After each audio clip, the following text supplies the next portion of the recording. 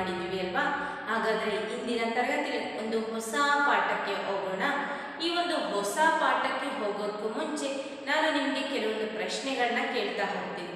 ನೀವು ಆ ಪ್ರಶ್ನೆಗಳಿಗೆ ಉತ್ತರವನ್ನು ಹೇಳಬೇಕಾಗುತ್ತೆ. ಅಮ್ಮ ಅಡುಗೆ ಮಾಡೋದಕ್ಕೆ ತರಕಾರಿಯನ್ನು ಬಳಸ್ತಾರಲ್ವಾ? ಈ ತರಕಾರಿನ ಎಲ್ಲಿಂದ ತರ್ತಾರೆ? ಮಾರ್ಕೆಟಿಂದ ತರ್ತಾರೆ ಅಥವಾ ತರಕಾರಿ ಅಂಗಡಿಯಿಂದ ತರ್ತಾರೆ ಅಲ್ವಾ ಮಕ್ಕಳೇ? ನೀವು ದಿನಾಗ್ಲೂ ಹಣ್ಣನ್ನು ತಿಂತೀರಾ. ಈ ನೀವು ತಿನ್ನುವಂಥ ಹಣ್ಣನ್ನು ಎಲ್ಲಿಂದ ತರ್ತಾರೆ? ಹಪ್ಕಾಮ್ಸಿಂದ ತರ್ತಾರೆ ಅಥವಾ ಹಣ್ಣಿನ ಅಂಗಡಿಯಿಂದ ತರ್ತಾರೆ ಅಲ್ವಾ ಮಕ್ಕಳೇ?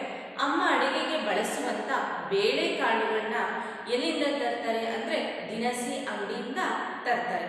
ಮತ್ತು ಅಡುಗೆಗೆ ಬಳಸುವಂಥ ಅಕ್ಕಿ, ರಾಗಿ, ಗೋಧಿ, ಜೋಳ ಇವನ್ನೆಲ್ಲ ಎಲ್ಲಿಂದ ತರ್ತಾರೆ? ಅವನ್ನು ಕೂಡ ದಿನಸಿ ಅಂಗಡಿಯಿಂದ ತರ್ತಾರೆ ಅಲ್ವಾ ಮಕ್ಕಳೇ? ಹಾಗೆ ಮನೆಗೆ ಬೇಕಾಗುವಂಥ ಚಾಕು, ಚೂರಿ, ಚೇರ್ ಇರ್ಬೋದು, ಇವೆಲ್ಲ ಎಲ್ಲಿ ಸಿಗತ್ತೆ? ಅವು ಕೂಡ ಒಂದು ಜಾಗದಲ್ಲಿ, ಅಂದರೆ ಈಗ ನಮ್ಮ ತುಮಕೂರಿನಲ್ಲಿ ಮಂಡಿಪೇಟೆ ಇದೆಯಲ್ಲ ಮಕ್ಕಳೇ, ಅಲ್ಲಿ ನಮಗೆ ಬೇಕಾದಂಥ ಸಾಮಗ್ರಿಗಳು ಸಿಗತ್ತೆ. ಅಲ್ಲದೆ ವ್ಯವಸಾಯಕ್ಕೆ ಬೇಕಾಗುವಂಥ ಗುದಲಿ, ಪಿಕಾಸಿ ಅವೆಲ್ಲ ಎಲ್ಲಿ ಸಿಗತ್ತೆ? ಅವು ಕೂಡ ಒಂದು ಜಾಗದಲ್ಲಿ ಸಿಗತ್ತೆ. ಮತ್ತು ನೀವು ನೋಡಿರ್ಬೋದು ಮಕ್ಕಳೇ, ಕೆಲವೊಂದು ಜಾಗದಲ್ಲಿ ಸಾಕು ಪ್ರಾಣಿಗಳಾದಂತಹ ಕುರಿ, ಕೋಳಿಗಳನ್ನ ಮಾರ್ತಾ ಇರ್ತಾರಲ್ವ. ಸೊ ಇಲ್ಲಿ ತರಕಾರಿ ಒಂದು ಕಡೆ, ಹಣ್ಣು ಒಂದು ಕಡೆ, ದಿನಸಿ ಸಾಮಗ್ರಿಗಳು ಒಂದು ಕಡೆ, ಮನೆಗೆ ಬೇಕಾದಂಥ ವಸ್ತುಗಳು ಒಂದು ಕಡೆ, ಸಾಕು ಪ್ರಾಣಿಗಳನ್ನ ಮಾರ್ತಾ ಇರೋದು ಒಂದು ಕಡೆ, ನಾವು ಇದನ್ನೆಲ್ಲ ಬೇರೆ ಬೇರೆಯಾಗಿ ನೋಡ್ತೀವಿ. ಸೊ ಇಲ್ಲಿ ಯಾವುದೋ ಒಂದು ಜಾಗದಲ್ಲಿ ಈ ಎಲ್ಲ ವಸ್ತುಗಳನ್ನ ಸೇರಿಸಿ ವ್ಯಾಪಾರಿಗಳು ಮಾರ್ತಾ ಇರ್ತಾರೆ. ಅದು ವಾರಕ್ಕೊಮ್ಮೆ ನಡಿಬೋದು, ಎರಡು ಸತಿನಾದರೂ ನಡಿಬೋದು. ಆ ಒಂದು ಜಾಗ ಯಾವುದು ಅಂತ ಅಂದರೆ ಅದೇ ಸಂತೆ. ಸೊ ಇಲ್ಲಿ ಸಂತೆ ಅನ್ನೋದು ಆ ಗ್ರಾಮೀಣ ಜನರ ಒಂದು ಸಹಕಾರದಿಂದ ನಡೀತಾ ಇರುತ್ತೆ. ಅಲ್ಲಿ ವ್ಯಾಪಾರಿಗಳು ತಾವು ಬೆಳೆದಂಥ ವಸ್ತುಗಳನ್ನ ತಂದು, ಬೆಳೆದಂತಹ ತರಕಾರಿ ಆಗಿರ್ಬೋದು, ಹಣ್ಣಾಗಿರ್ಬೋದು ಎಲ್ಲವನ್ನು ತಂದು ಮಾರ್ತಾ ಇರ್ತಾರೆ. ಸೊ ಅದನ್ನು ಕೊಂಡುಕೊಳ್ಳೋದಕ್ಕೆ ಬೇಕಾದಂಥ ಜನಗಳು ಅಲ್ಲಿ ಬಂದು ಕೊಂಡುಕೊಳ್ತಾರೆ. ಸೊ ಈ ಒಂದು ಜಾಗನ ನಾವೇನಂತೀವಿ? ಸಂತೆ. ಹಾಗಾದರೆ ಇಂದಿನ ತರಗತಿಯಲ್ಲಿ ಹೊಸ ಪಾಠವಾದಂಥ ಸಂತೆ, ಈ ಪಾಠದ ಬಗ್ಗೆ ತಿಳಿದುಕೊಳ್ಳೋಣ. ಬನ್ನಿ ಮಕ್ಕಳು. ಪಾಠ 2 ಸಂತೆ. ಪಾಠ ಪೂರ್ವ ಚಟುವಟಿಕೆ. ನಿಮ್ಮ ಮನೆಯಲ್ಲಿ ಬಳಸುವ ವಸ್ತುಗಳ ಹೆಸರುಗಳನ್ನು ಬರೆಯಿರಿ. ಅಕ್ಕಿ, ರಾಗಿ, ಕಡಲೆ, ಜೋಳ, ತೊಗರಿ, ಗೋಧಿ ಇತ್ಯಾದಿಗಳು. ನಿಮಗೆ ತಿಳಿದಿರುವ ಹೂಗಳ ಹೆಸರುಗಳನ್ನು ಪಟ್ಟಿ ಮಾಡಿ. ಮಲ್ಲಿಗೆ, ಕನಕಾಂಬರ, ಸೇವಂತಿಗೆ, ಗುಲಾಬಿ ಇತ್ಯಾದಿಗಳು. ಈ ಪಾಠದಲ್ಲಿ ಬರುವ ಪಾತ್ರಗಳೆಂದರೆ ಅನಿತಾ, ಜಾನ್,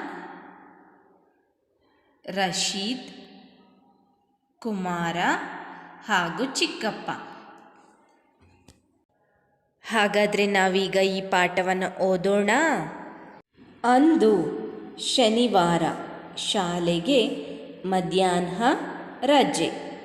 ಅನಿತಾ, ಜಾನ್, ರಶೀದ್ ಮತ್ತು ಕುಮಾರ ನಾಲ್ವರು ತಮ್ಮೂರಿನ ಸಂತೆ ನೋಡಲು ಹೊರಟರು. ಅನಿತಾಳ ಚಿಕ್ಕಪ್ಪ ಜೊತೆಯಲ್ಲಿರುವುದು ಅವರಿಗೆ ತುಂಬ ಸಂತೋಷವೆನಿಸಿತು. ಊರಂಚಿನ ಮೈದಾನದಲ್ಲಿ ಸಂತೆ ನೆರೆದಿತ್ತು. ಅಲ್ಲಿ ಸದ್ದು ಗದ್ದಲ ತುಂಬಿತ್ತು. ಮಕ್ಕಳಿಗೆ ಸಂತೆಯೊಳಗೆ ನುಗ್ಗುವ ಆತುರ.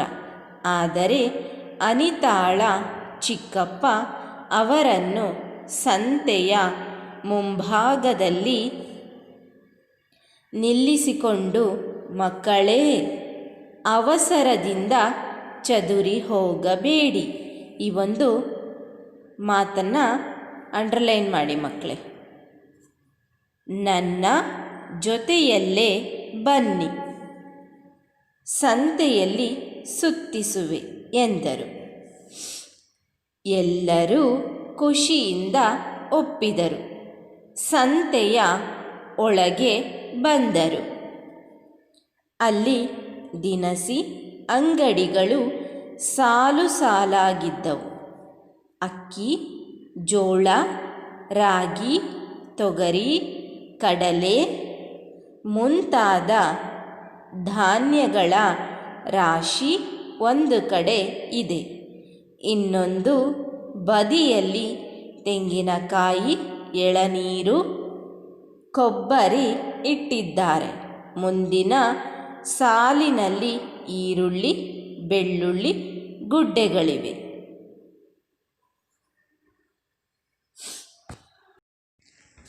ಹಾಗಾದರೆ ಈಗ ಈ ಪಾಠದ ವಿವರಣೆಯನ್ನು ತಿಳಿದುಕೊಳ್ಳೋಣ. ಅಂದು ಶನಿವಾರ ಶಾಲೆಗೆ ಮಧ್ಯಾಹ್ನ ರಜೆ. ಅನಿತಾ, ಜಾನ್, ರಶೀದ್ ಮತ್ತು ಕುಮಾರ ನಾಲ್ವರು ಸೇರಿಕೊಂಡು ಅವರ ಊರಿನ ಸಂತೆ ನೋಡೋದಕ್ಕೆ ಹೊರಡ್ತಾರೆ. ಅವರೊಂದಿಗೆ ಅನಿತಾಳ ಚಿಕ್ಕಪ್ಪನೂ ಕೂಡ ಬರ್ತಾರೆ. ಅವರಿಗೆ ಚಿಕ್ಕಪ್ಪ ಬಂದಿರುವುದು ತುಂಬ ಸಂತೋಷವನ್ನು ಉಂಟು ಮಾಡುತ್ತದೆ. ಊರಂಚಿನ ಮೈದಾನದಲ್ಲಿ ಸಂತೆ ನಡೀತಾ ಇರತ್ತೆ. ಅಲ್ಲಿ ತುಂಬ ಸದ್ದು ಗದ್ದಲ ತುಂಬಿರತ್ತೆ. ಮಕ್ಕಳಿಗೆ ಸಂತೆಯೊಳಗೆ ನುಗ್ಗುವ ಹೋಗುವ ಒಂದು ಆತರ ಇರುತ್ತೆ. ಆದರೆ ಅನಿತಾಳ ಚಿಕ್ಕಪ್ಪ ಅವರನ್ನು ಸಂತೆಯ ಮುಂಭಾಗದಲ್ಲಿ ನಿಲ್ಲಿಸಿಕೊಂಡು, ಮಕ್ಕಳೇ, ಅವಸರದಿಂದ ಆ ಕಡೆ ಈ ಕಡೆ ಚದುರಿ ಹೋಗಬೇಡಿ, ನನ್ನ ಜೊತೆಯಲ್ಲಿಯೇ ಬನ್ನಿ ಅಂತ ಹೇಳ್ತಾರೆ. ಸಂತೆಯಲ್ಲಿ ಸುತ್ತಿಸುವೆ ಅಂತ ಹೇಳ್ತಾರೆ. ಎಲ್ಲರೂ ಖುಷಿಯಿಂದ ಒಪ್ತಾರೆ. ಸಂತೆಯೊಳಗೆ ಎಲ್ಲರೂ ಬರ್ತಾರೆ.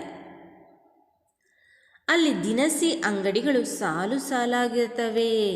ಒಂದು ಕಡೆ ಅಕ್ಕಿ, ಜೋಳ, ರಾಗಿ, ತೊಗರಿ, ಕಡಲೆ ಮುಂತಾದ ಧಾನ್ಯಗಳ ರಾಶಿಯನ್ನು ಒಂದು ಕಡೆ ಇಟ್ಕೊಂಡು ಮಾರ್ತಾ ಇರ್ತಾರೆ. ಇನ್ನೊಂದು ಪಕ್ಕದಲ್ಲಿ, ಇನ್ನೊಂದು ಬದಿಯಲ್ಲಿ ತೆಂಗಿನಕಾಯಿ, ಎಳನೀರು, ಕೊಬ್ಬರಿಯನ್ನು ಇಟ್ಕೊಂಡು ಮಾರ್ತಾ ಇರ್ತಾರೆ. ಇನ್ನೊಂದು ಸಾಲಿನಲ್ಲಿ ಈರುಳ್ಳಿ, ಬೆಳ್ಳುಳ್ಳಿ ಗುಡ್ಡೆಗಳನ್ನ ಇಟ್ಕೊಂಡು ಮಾರ್ತಾ ಇರ್ತಾರೆ.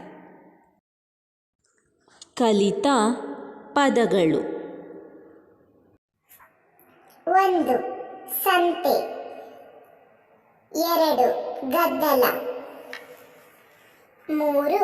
ಅಂಗಡಿ. 4. ವ್ಯಾಪಾರ. 5. ರಾಶಿ. ಪಾಠದ ಉಳಿದ ಭಾಗವನ್ನು ಮುಂದಿನ ತರಗತಿಯಲ್ಲಿ ತಿಳಿದುಕೊಳ್ಳೋಣ. ವಂದನೆಗಳು.